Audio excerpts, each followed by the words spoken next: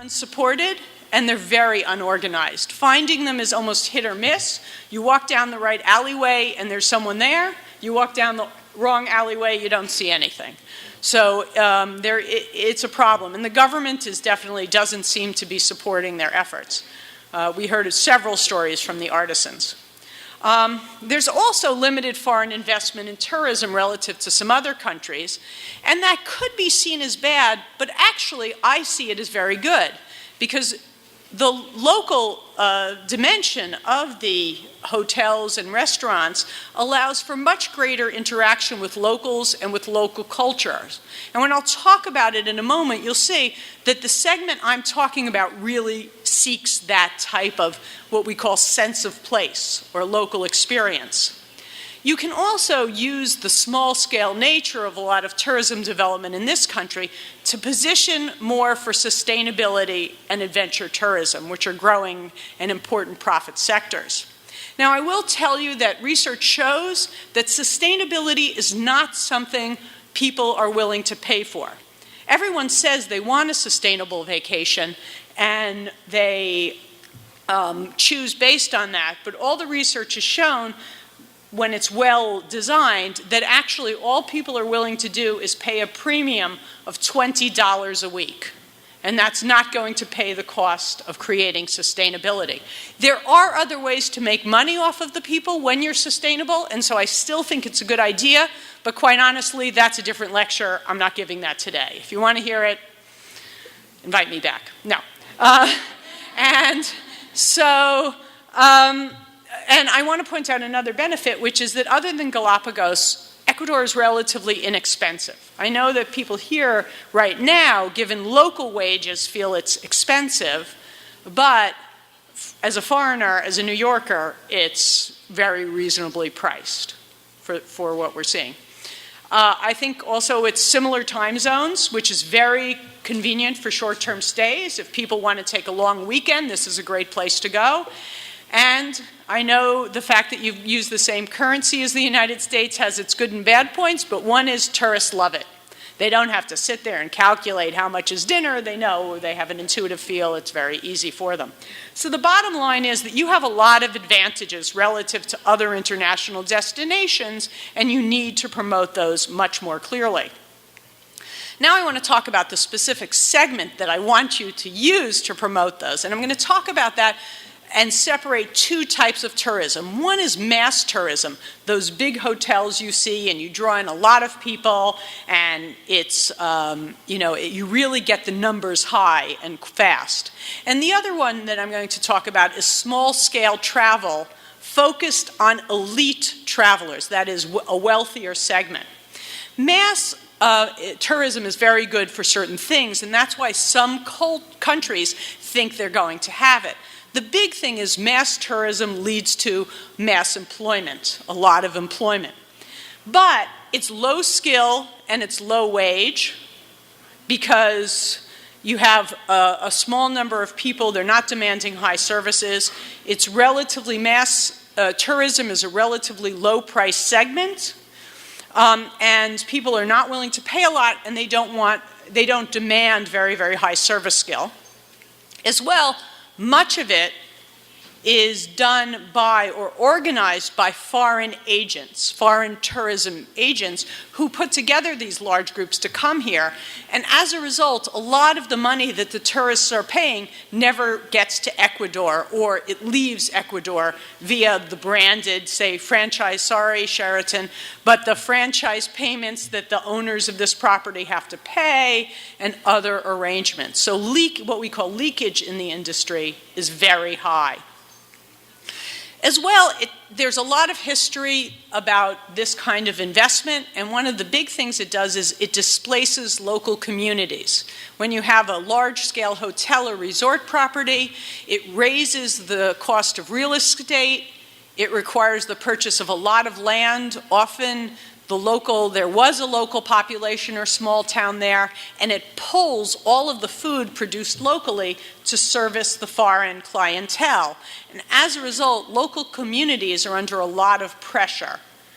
Sorry, it's also, I see I made a typo there, hard on the environment, not guard on the environment. It's very hard on the environment because of the intensive use of the land.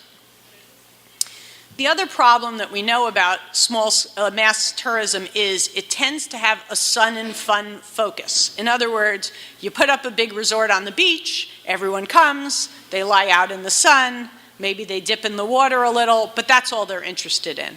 They don't go for more experiences in the society, and that's why it is. I want you to forget that. A lot of countries tried that. Spain, for example, had a very large mass tourism business on the southern coast, and believe it or not, they made a national decision to start just knocking down those hotels and opening up land and going for a different strategy. Many of the Mexican tourism officials, and I've met the Minister of Tourism, felt that one of the best things that ever happened to them was the hurricane in Cancun that knocked over and forced them to knock over a large number of those hotels, allowing them to rebuild it very differently. This is not a segment you want to get involved in because it's very price sensitive and it doesn't really celebrate the local culture or the local land. The segment that I want you to focus on is a small-scale elite travel group. It is much smaller employment because it's many fewer people, but they're very high wages, and it's a great skill developer because those people come and they expect a much higher skill among their workers. And by the way, I don't mean more servile workers. If anything, this group wants employees who deal with them as equals. They want, a staff that looks them in the eye, smiles, and says hello. But they want them to understand that if there's a piece of garbage on the floor when they walk through the lobby, they should pick up the garbage. If they see a scuff mark on the wall, they should get something and clean the scuff mark up. They're particular, but they don't want people to be not proud of themselves, not strong. They want strong people, but doing their job. This kind of employment, historically, we know, has much less leakage. It leads to higher local income for reasons I'll talk about. It also supports, as I said, and values the local population and the environment. And it values the local culture for reasons I'm going to talk about in a moment. The other thing is, relative to mass tourism, which focuses on beachfront property, this kind of tourism has much wider destination potential. So you could get people to different parts of the country. Some people will be interested in going to the area where the birding is very good, while other people will want to go to the highlands and experience those cultures or visit archaeological sites, or some will want to come to the coast. This segment tends to be much less price sensitive. So that's a very good thing. You don't get into trouble when your economy goes out of whack. All right, now I'm going to say my controversial and harsh statement. Ecuador right now has mostly the worst of both of those. You have small-scale tourism that's very price sensitive. The people who come, you don't have a lot of tourists. They tend to be relative to your competitors, and obviously Peru is a good example that has a lot more tourism. I'm getting rid of Galapagos right now, but other than Peru, but even Colombia, I've been working in Colombia for 20 years with a lot of these people, and the growth has been fantastic. So you can do it, it's just a matter of getting choice. Right now you seem to have a small number of tourists, and they are relatively price-sensitive people. That's why right now you've seen a downturn because of the change in the exchange rate shift. All right. And obviously the dollar's going up even more, so sorry guys, it's going to get rougher before it turns around. So who are these people? Who is the elite leisure traveler? Well, I'm going to talk about the group and what we know about them from research. I'm talking about people where the average household income is more than $125,000 a year. They average older. The average age is 48. And the mean, so they cut off, they only studied people above $125,000 a year. The mean is $163,000 a year. 81% are married. but 75% no longer have children at home. In the United States, we get rid of our children relatively young. We throw them out at 18 when they go to college. We wave goodbye and hope they never return. Some of them do. But at 18, for the most part, you consider yourself finished with that stage of their lives. All right. You can travel alone. Most of them are unemployed, i.e. they're not retired. So 79% of them are still employed because when you're earning a high salary, you stay employed longer. It's just not worth it. Those are the companies that did the research that I'll be talking about. There are really three major segments within this group that I'm talking about. I'm going to throw out the blue group, the small wedge. And that's because they're married, they have children living at home, but they're traveling without their children. And that's what I would call the romance segment. And the romance segment has a lot of competitors. It's not really clear where you are with this group. And they're small. It's a small group, so not worth working too hard for them. I'd focus on the three other groups. The green, the largest group, which are married without children at home. Primarily, these are people who had children, but the children are older. Sometimes they're a younger married couple, or people who chose not to have children. But they're married, they don't have children at home. The lower group on the right, which is a big and important growing segment. They're married, they have children, and they are traveling with their children. The research in the United States recently has been that wealthy couples with children travel with their children. They spend a lot of time at work. They feel they don't spend that much time with children, and when they travel, they take their kids. They don't, as in the old days, leave their kids as much with grandparents and go off on a romantic vacation. As you can see, that's a much smaller group of the population. And the top pink group, which I also think has a lot of opportunity, which are the single-person households. The older group, let's discuss them first, the green people. I feel best, I know them best because that's me, so I'll talk about them first. Right. We have a saying in the United States, life begins when the kids leave home and the dog dies. So we call those people empty nesters, and they are ready to restart their life. They have spent their life taking care of their children and making sure everything's okay and walking the dog, and now they have freedom. They also have substantially more discretionary income and time, and now they are still very physically active. We joke in the United States that, 60 is the new 40. That things that seemed physically impossible for older people before are now part of the everyday life of older people. And interestingly, an important statistic for you to realize, they spend more than 7% of their income on travel. Think about that. That's a lot of money, right? And they are ready to have interesting experiences. They're sophisticated, and they demand travel that responds to their needs and interests, and I'll talk about what those are. And the other thing they're doing is they're trying to often rekindle relationships with their spouses because they've put that on hold while they've had young children, and now they're reinvigorating the marriage. Statistics show in the United States, and the press talks about this often, that couples that have joint experiences are much more likely to stay married.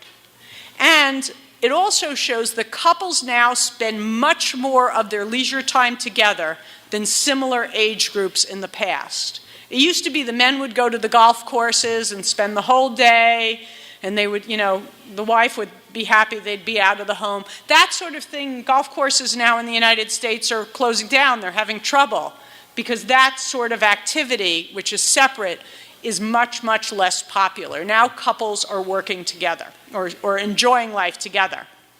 So what are they looking for? Well, it turns out they're less likely to be beach tourists. We know that. And they're much more likely to respond to culture and art. It's not clear why they're less likely to be beach tourists. Could be fear of cancer, skin cancer. We don't know. We just know they don't like that. what happens in part is they seem to be seeking, they report wanting a sense of accomplishment. They want to, through their experience on the trip, they want to feel as if they've done something, or they've learned something, or they've mastered some skill. And they want authenticity. It's usually very important. And what does authenticity mean? It means interacting with locals, particularly when it's reinforcing culture and learning. So this is an interesting group for you. It's very different. So they want to learn, they want to be active. And they're very interested, I do want to point this out, in food, in wine, and dining. That's another big segment of this. So there's kind of the cultural nature segment, which is the group, the first, and then there's the food, what we call in the United States, the foodie segment. People who are really into dining, different cuisines, are willing to pay for that. They like to take, for example, cooking classes when they travel, do tours of markets, food tours, all sorts of things like that. And that's another segment in this group. Now, one of the things I want to talk about is the top group really likes festivals. And I prepared this talk at the same time I was planning the trip. And as I mentioned to you, I came here, in part I agreed to give the talk because I'd always wanted to come to Inti Raymi. I'd heard about it. I don't know how. I think because I often taught in Peru, where it's quite big, and I'd always wanted to come, and this provided me that chance. So here it was. This is what the research said, and sure enough, this is what I was doing. So I do think it's accurate. One of the nice things about festivals is that it provides this clear way to organize your vacation. You're coming to experience something. There are events associated with it. You can find hotels in the location. It gives you a way to organize. And yet, you can personalize if you want to spend 2 days, do other things. You're not forced to participate in anything, but you're able to participate in what you want. Also, there's a wide variety of festivals. And quite honestly, you can go to the one that's consistent with your interests, right? You can search the world and go. There are sometimes festivals that have to do in the United States. They're not really festivals, but we have national bird counts where people wander around in nature and count the number of species they see, and then they put them all together and they see how many species have been spotted in that region or in the United States at the time. On the other hand, there are a lot of food and wine festivals, or, as we experienced, cultural festivals, and we've been to a few of those. All right, so you have a lot of variation in what they are, and they can appeal to anyone. And by the way, Mexico's been doing a good job of developing that in that they have certain foods that they have. For example, they have a mole trail. So you could go around Mexico and experience mole, but then they have certain areas where you can go into the jungle and do an archaeological tour, or you could do other things. The other good thing about festival is they combine entertainment with other ways of interacting with people that challenge you. They force you to consider something new or do a new task or learn something new, and it creates this all-encompassing 360-degree experience which really makes people seem to feel alive. And they do provide opportunities to interact with locals and experts. My husband and I spent some time in Otavalo waiting for an event to start, and we stood surrounded by locals, and every once in a while they would do something and we would watch, and sometimes we would interact with them. But at least we got to understand their culture a little better, which interestingly seemed to be standing placidly just waiting. They were a very calm group in Otavalo, which was nice because I knew that if I were in New York, they would have rioted by the time that event started. But I got to learn something. Sometimes, by the way, a festival doesn't have to be a region or a city. It can actually be an independent resort. There's a resort near New York City called Mohonk House, and they have theme weeks. Every week they have a different sort of festival. They do chocolate, they do hiking, they do all kinds of things. So they create, it's very high-end, quite expensive, And they create a festival every week. And so if you're in one property, you can do it on your own, even if no one else wants to go along with you. You just have to make sure. All right, so here's the relevant thing. You know what I want you to do? How do you contact these people? How do you contact the older, I don't consider myself really old, but older, let me put it that way. The older, wealthier group, what's important? Well, it turns out trustworthiness is really important to this group. So you have to be a little careful that whatever medium you choose is considered trustworthy to them. So let me warn you, they tend to like things that have been around longer. So the hottest, newest social app isn't going to be something that they're going to believe in, but if it's something that's been around a long time, possibly. So there are a fair number of people in the United States in this group now who are quite active on Facebook and on Instagram, which the young people now are like, who cares about that? They're on to the newest and the best. But the older group is still, a few generations behind with the more established technologies. They do still respond to traditional ads in print media and magazines and newspapers, but they actually have moved much more to the internet, even though with young people. And I was talking to some people before it started, and I have to say, of all the countries I visited, and I visited a lot, I'd say that given what you have here, you have the worst internet presence I've ever experienced. It's really poor. And in fact, I would guess many people in this room don't know about the sites that are available in this country.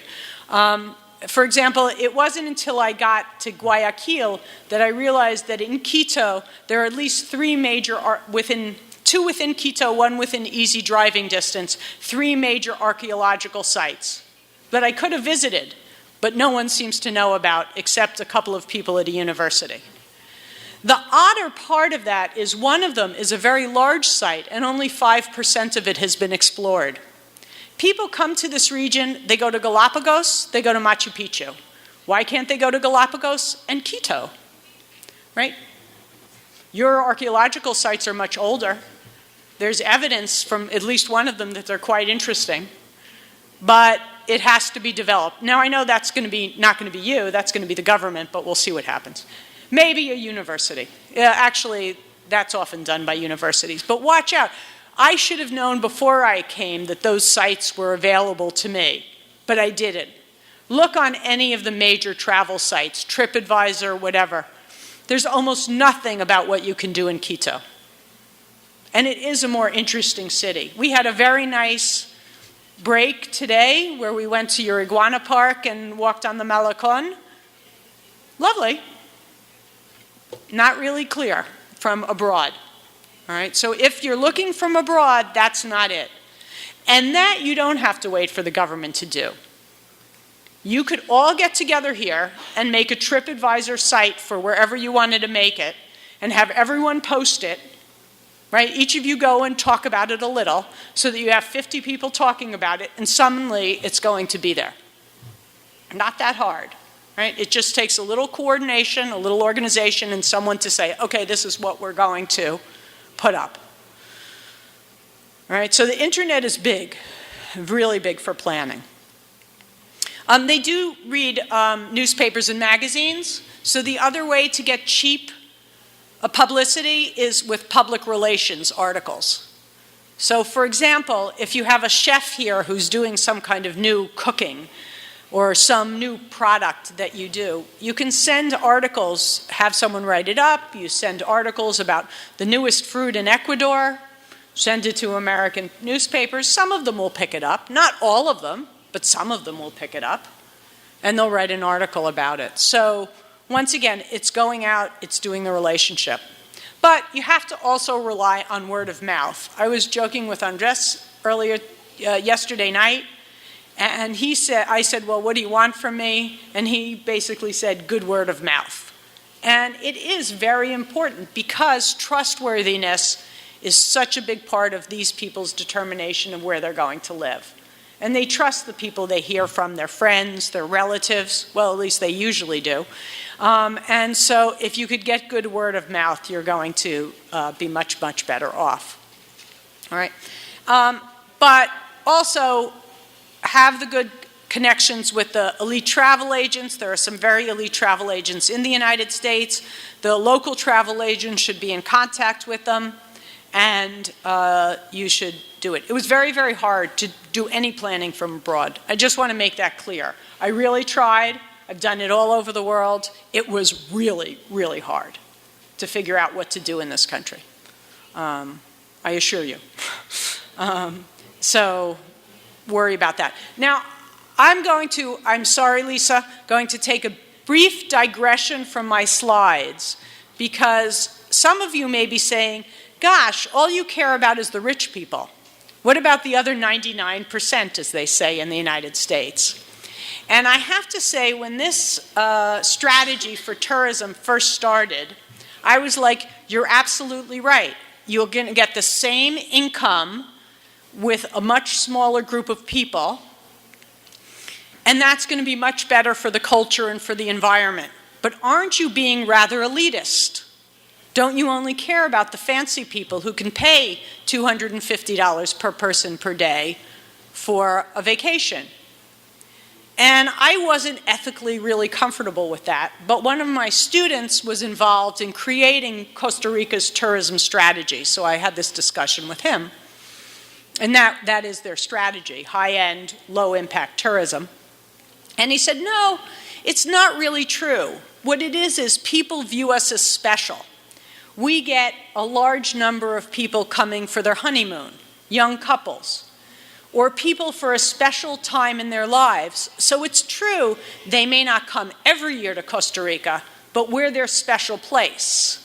But that puts an added responsibility on the destination, as he's quick to point out, because then you really have to deliver on the special place. Okay, so you have to be organized before you do that. And there are some lovely places in the country. We had a good experience in Quito in the old colonial quarter. There's some very beautiful hotels that are old colonial buildings that have been renovated into hotels.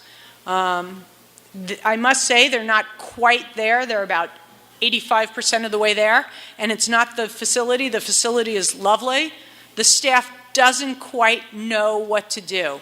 When you go up to the front desk and you ask them, so would you suggest a particular restaurant? They don't know what to say. What music is going to be available tonight? They don't know. You know, they're not quite there in terms of providing the service.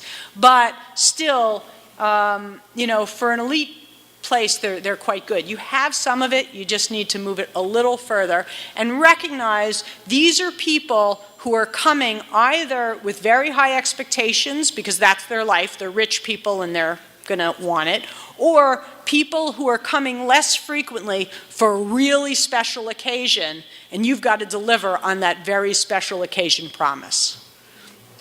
All right, now I'm going to briefly talk about the younger group. They're generally what people call the older Gen Y. I know them pretty well because this is my daughter and son-in-law, so I'm pretty familiar with what they do. I'm lucky I'm kind of in that stage of life.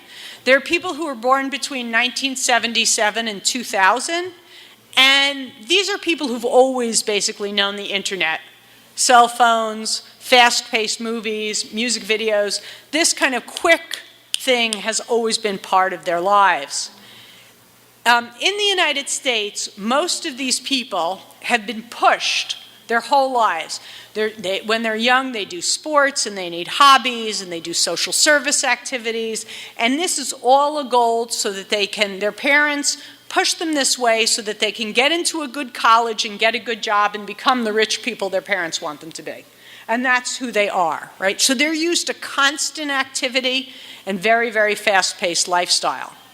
They always received positive feedback for their participation, not only when there's success. In the United States, if you're on a sports team, at the end of the season, they give everyone participation trophies. You could be the worst kid on the team, you still get a trophy. And it's very nice. It makes everyone feel good and happy together. But on the other hand, people are used to someone standing and clapping for everything they do. And that creates a particular psychology that I'm going to talk about. They work really hard. I don't mean to say they're slackers. They do work really hard, but they expect you to give a lot of positive feedback. And they have very high expectations of the price-value trade-off. That's one of the things that the internet has done. It allows them to compare possibilities much more. And they expect a good value for what they do. So what do they want?